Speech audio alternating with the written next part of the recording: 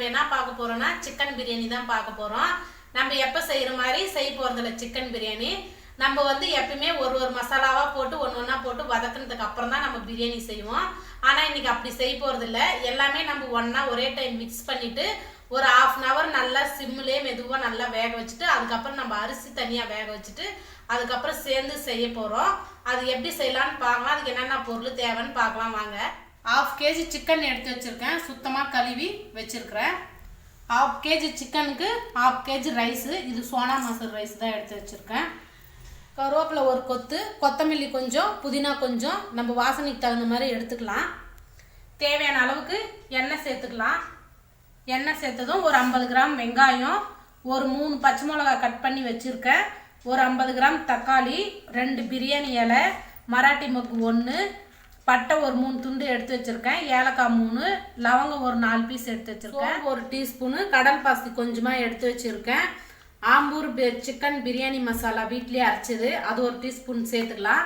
தேவையான அளவு கல்லுப்பு, மிளகாத்தூள் ஒரு டீஸ்பூனு, சிக்கன் மசாலா ஒரு டீஸ்பூனு, கரம் மசாலா 1/4 டீஸ்பூனு, மஞ்சத்தூள் 1/2 டீஸ்பூன் எடுத்து வச்சுருக்கேன். இஞ்சி பூண்டு பேஸ்ட் வந்து ஒரு 2.5 டீஸ்பூன் எடுத்துக்கலாம். தயிர் வந்து ஒரு 3 டீஸ்பூன் எடுத்துக்கலாம். அவ்வளோதாங்க இதுக்கு தேவையான பொருள். இப்போ நம்ம பிரியாணி எப்படி செய்யறதுன்னு பார்க்கலாம் வாங்க. ஸ்பெஷலாக இப்போ நம்ம சிக்கனில் இந்த பட்டை வகைலாம் சேர்த்துக்கலாம். பட்டை வகை சேர்த்துட்டு சின்ன வெங்காயம், 3 பச்சை மிளகா, தக்காளி. நீங்கள் ஒரு டைம் இந்த மாதிரி செஞ்சு பாருங்கள். செஞ்சு பார்த்துட்டு சொல்லுங்கள் டேஸ்ட் எப்படி இருக்குன்னுட்டு. கல்லுப்பு வந்து இதுக்கு தேவையான அளவு எடுத்துக்கலாம். நம்மளுக்கு சிக்கனுக்கு தேவையான அளவுக்கு மட்டும் இருந்தால் போதும். அரிசிக்கு வந்து நம்ம தனியாக வேக வைக்கும்போது தனியாக சேர்த்துக்கலாம். மசாலா வகைலாம் சேர்த்துக்கலாம்.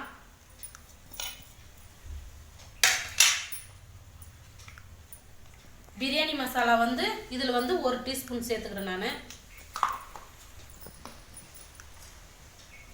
தயிர் வந்து ஒரு 3 டீஸ்பூனுக்கு அப்படியே சேர்த்துக்கலாம்.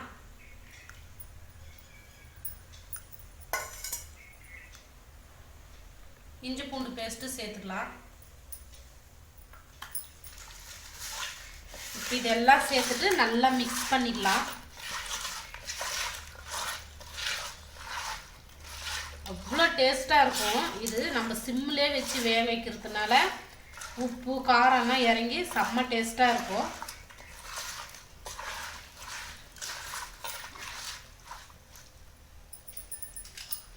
இப்போ புதினா, கொத்தமல்லி, கருவேப்பிலை சேர்த்துக்கலாம். இதோடவே சேர்த்துட்டு இதுவும் நல்லா மிக்ஸ் பண்ணிக்கலாம். இப்போ நம்ம எல்லாமே நல்லா மிக்ஸ் பண்ணிட்டோம். இப்போ இதுக்கு தேவையான அளவுக்கு தண்ணி ஊற்றிக்கலாம். நல்லா சிக்கன் முழுகிற அளவுக்கு நல்லா தண்ணி சேர்த்துக்கலாம். இந்த அளவுக்கு போதும். இப்போ வந்து நம்ம கேஸ் மேலே வச்சுக்கலாம். கேஸ் மேலே வச்சாச்சு. கேஸ் பற்ற வச்சுக்கலாம். கேஸ் பற்ற வச்சோடனே நம்ம சிம்மில் வைக்க போகிறதில்ல. இது வந்து நல்லா கொதிக்கட்டும். அதுக்கப்புறம் நம்ம சிம்மில் வச்சுக்கலாம். இப்போ ஒரு பிளேட் போட்டு மூடிக்கலாம். இது நல்லா கொதிச்சு வரட்டும். இப்போ தண்ணி கொதிக்குதான்னு பார்த்துக்கலாம்.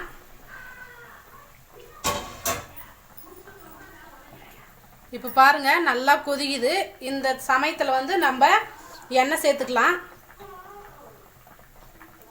நீங்கள் எவ்வளோ ஊற்றுவீங்களோ அவ்வளோ ஊற்றுங்க. நான் ஒரு 50 கிராம் எண்ணெய் ஊற்றுறேன்.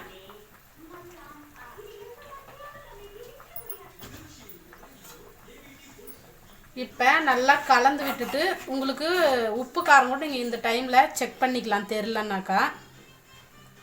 இப்போ நம்ம எண்ணெய் எல்லாம் சேர்த்துட்டு உப்பு காரம் எல்லாம் தேவையான அளவுக்கு பார்த்துன்னு இப்போ அடுப்பில் சிம்மில் வச்சுட்டு பிளேட் போட்டு மூடிக்கலாம். இது மேலே ஏதாவது வெயிட் வச்சுக்கலாம்.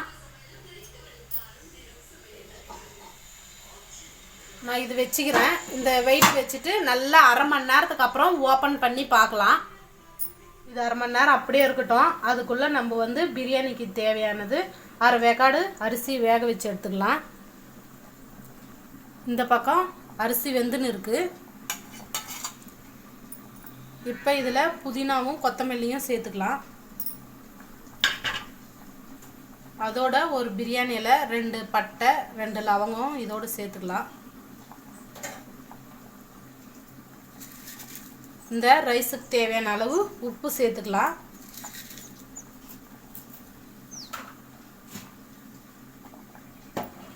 இப்போ நல்லா கலந்து விட்டுட்டு அரை வேக்காடு அரிசி வேகட்டும், நம்ம வடித்து எடுத்துக்கலாம். இன்னும் அரை வேக்காடு வேகலை, அரை வேக்காடு வந்ததும் நம்ம வடிச்சிக்கலாம். இப்போ அரிசி அரை வேக்காடு வெந்துடுச்சான்னு பார்க்கலாம். அரிசி நல்லா அரை வேக்காடு வெந்துட்டுருக்குது. இப்போ நம்ம தண்ணியை வந்து நல்லா வடிச்சிக்கலாம். அடுப்பு ஆஃப் பண்ணிக்கலாம்.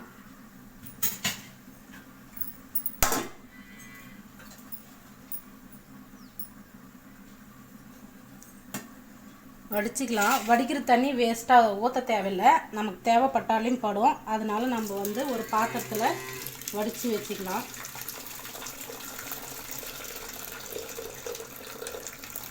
வடிக்கும்போது பார்த்து வடிச்சுக்கோங்க. சாதத்தை இந்த மாதிரி தண்ணி இல்லாமல் நல்லா வடிச்சிக்கணும். பாருங்கள் நல்லா எப்படி இருக்குது அப்படின்ட்டு. அவ்வளோதான், இது அப்படியே இருக்கட்டும்.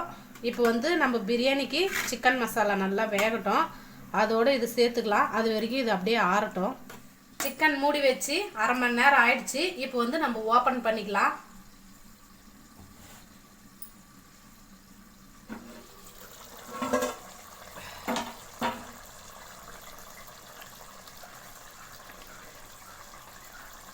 பாருங்கள், நம்ம ஊற்றின தண்ணியெல்லாம் நல்லா சுண்டி சிக்கன் வந்து நல்லா வெந்துட்டுருக்கு. வாசனையும் சும்மா கம கம கம நல்லா வருது. இப்போ நம்ம அடுப்பு ஆஃப் பண்ணிக்கலாம். அடுப்பு ஆஃப் பண்ணால் கூட கொச்சினே தான் இருக்கும் மண் சட்டியில். இப்போ நம்ம இதில் வந்து முக்கால்வாசி வேறு பாத்திரத்துக்கு மாற்றிக்கலாம்.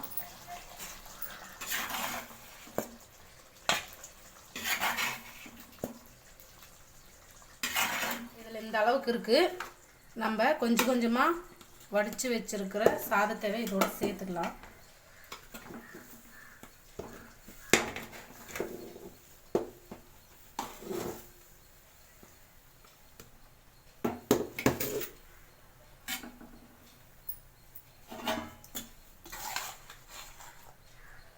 இதுக்கு மேலே கொஞ்சமாக நம்ம மசாலா சேர்த்துக்கலாம்.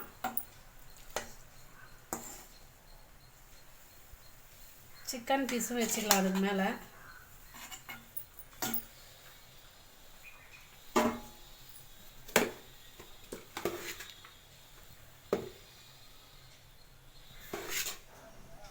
எல்லா சாதத்தையும் இந்த மாதிரி போட்டு இப்படி பரப்பிக்கலாம். இப்போ லாஸ்ட்டாக இருக்கிற இந்த மசாலாவையும் இதோடு சேர்த்துக்கலாம்.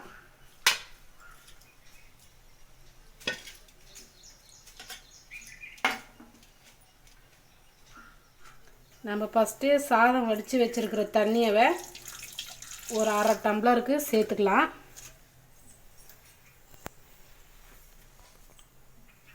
ஒரே இடத்துல ஊற்றாமல் இப்படி சுற்றியும் ஊற்றிக்கலாம்.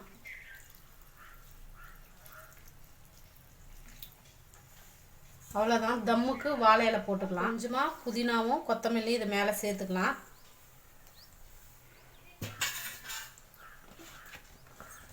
சேர்த்துட்டு வாழை இலையில் தம் போட்டுக்கலாம்.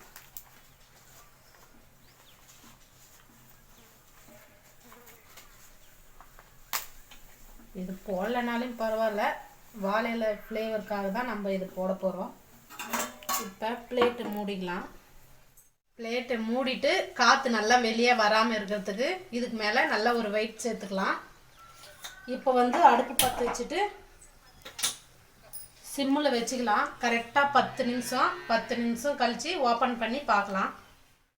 10 நிமிஷம் ஆயிடுச்சு, ஆஃப் பண்ணிக்கலாம். இப்போ வெயிட் எடுத்துகிட்டு ஓப்பன் பண்ணி பார்க்கலாம்.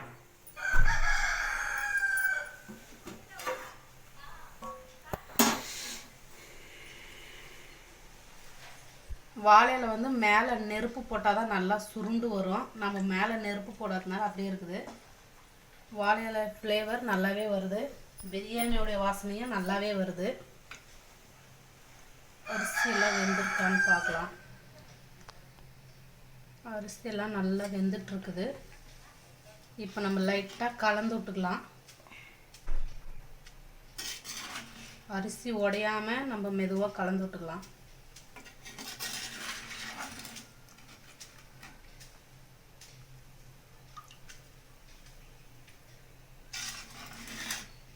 நல்லா ஆவி பறக்கும்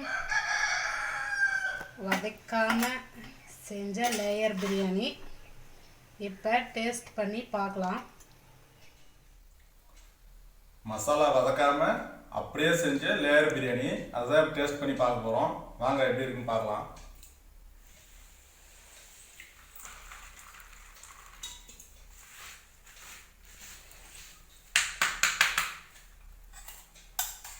தயிர் பச்சடி செஞ்சுருக்காங்க.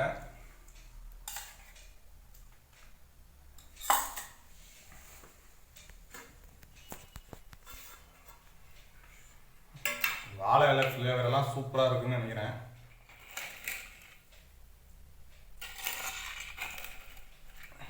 அடி பிடிக்கல, சூப்பராக வந்திருக்கு. நான் இது வரைக்கும் லேயர் பிரியாணி சாப்பிட்டதே இல்லை, இப்போ தான் முதல் முறையாக சாப்பிட போகிறேன். வாங்க சாப்பிடலாம்.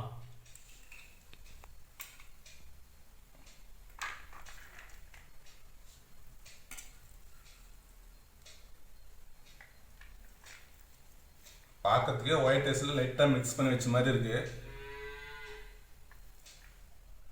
வாங்க பிரியாணி சாப்பிட்டு பார்க்கலாம்.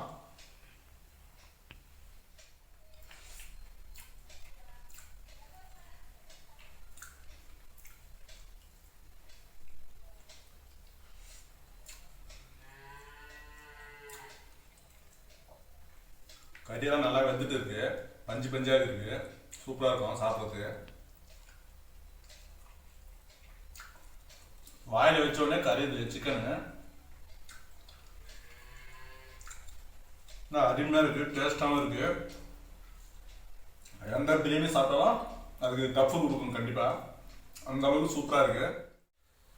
என் ஒய்ஃப் இன்னைக்கு என்ன வச்சு டெஸ்ட் பண்ணியிருக்காங்க. ஆனால் சூப்பராக இருக்கு. நானும் நான் எப்படி இருக்குமோன்னு நினச்சேன், ஆனால் வேற லெவலில் தான் இருக்கு. நீங்களே இதேமாரி வீட்டில் செஞ்சு பார்த்துட்டு கமெண்ட்ல எப்படி இருக்குன்னு சொல்லுங்க. மறக்காமல் எங்கள் சேனலை சப்ஸ்கிரைப் பண்ணிக்கோங்க. பக்கத்தில் இருக்க பெல் பட்டனை ப்ரெஸ் பண்ணிக்கோங்க. அப்போ தான் நாங்கள் போடுற வீடியோ உங்களுக்கு கிடைக்கும். லைக் பண்ணுங்கள், ஷேர் பண்ணுங்கள், கமெண்ட் பண்ணுங்கள். மறக்காமல் பக்கத்தில் இருக்க பெல் பட்டனை ப்ரெஸ் பண்ணிக்கோங்க. பாய்.